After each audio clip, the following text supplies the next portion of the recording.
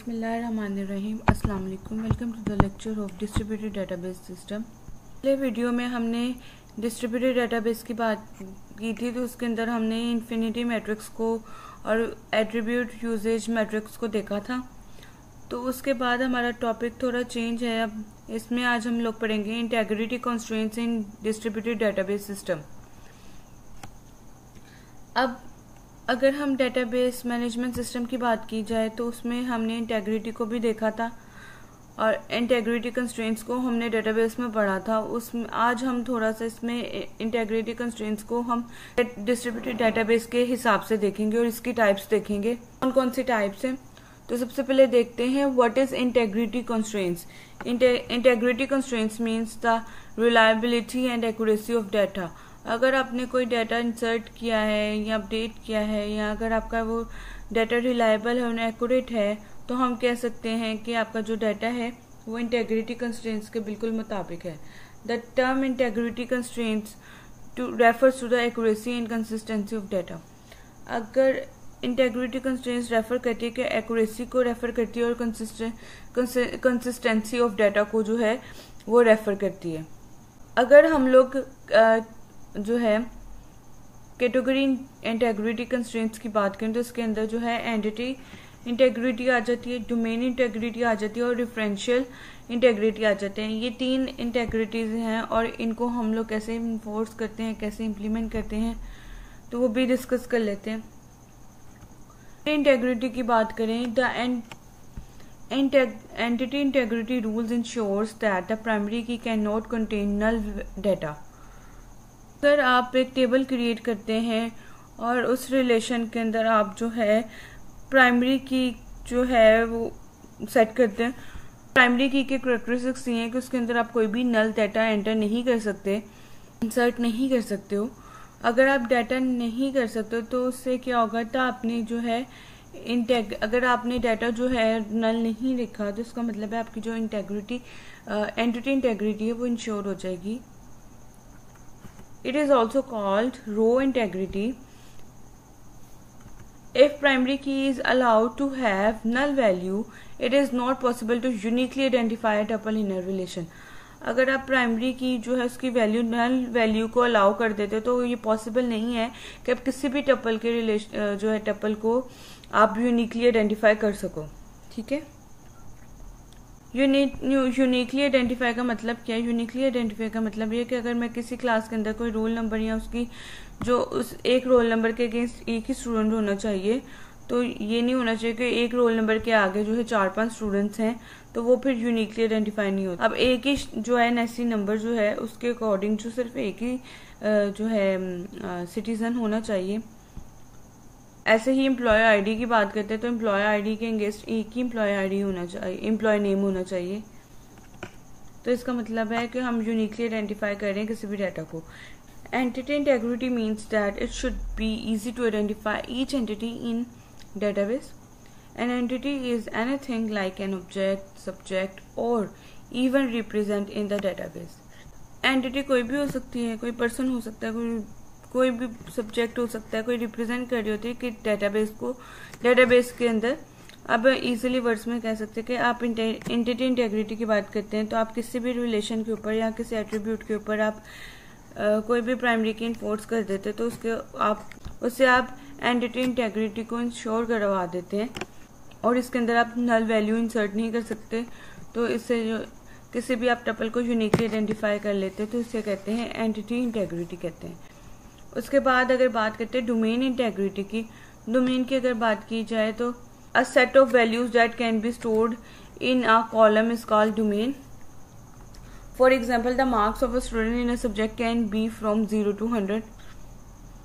अगर आपके पास किसी स्टूडेंट के जो है किसी भी स्टूडेंट के मार्क्स जो हैं वो 100, अगर उसके मैक्सिमम मार्क्स जो हैं वो 100 है, मतलब आपके जो टोटल मार्क्स है वो 100 है, तो उसके फिर जो चांसेस हैं वो भी 0 से 100 तक हो सकते हैं, इससे ज़्यादा नहीं है, इससे कम नहीं। अगर -5 है तो इसका मतलब है वो डोमेन इंटेग्रिटी जो है उसकी जो है वो वायलेट हो रही है। इसी तरह अगर आप किसी स्टूडेंट की 120 या 30 आ जाते हैं तो तभी वो पॉसिबल ही नहीं है कि आपके टोटल मार्क्स 100 हैं और आपके जो है ऑब्टेन मार्क्स ज़्यादा हो जाए उससे। Main integrity enforces restrictions on the value entered in a column. किसी भी कॉलम के ऊपर आपने रिस्ट्रिक्शन लगा दी है, वैल्यू है वो डोमेन के अंदर ही होनी चाहिए। इन specifies the validity of a specific data entry in a column. A data type of a column enforce domain integrity। तरह अगर आप बात करें किसी स्टूडेंट का टेबल क्रिएट करते हैं, उसमें आप रोल नंबर का जो है डाटा टाइप लेते हैं, उसमें को हमेशा इंटीजर लेंगे, उसको आप वाउचर नहीं लेंगे, ठीक है। तो अगर आप नेम लेते हो तो उसका जो है आप डाटा टाइप आप वाउचर लोगे, इंटीजर नहीं लोगे, ठीक है। अगर आप इसमें से कोई और, जैसे लेट्स सपोज आपने वाउचर रखा हुआ है और वहाँ पे इंटीजर वैल्यूज एंटर करें, इंटीजर रखा हुआ है, तो वहाँ पे आप स्ट्रिंग वैल्यूज डाल दो, तो फिर डोमेन जो है इंटेग्रिटी वो वायलेट होती है।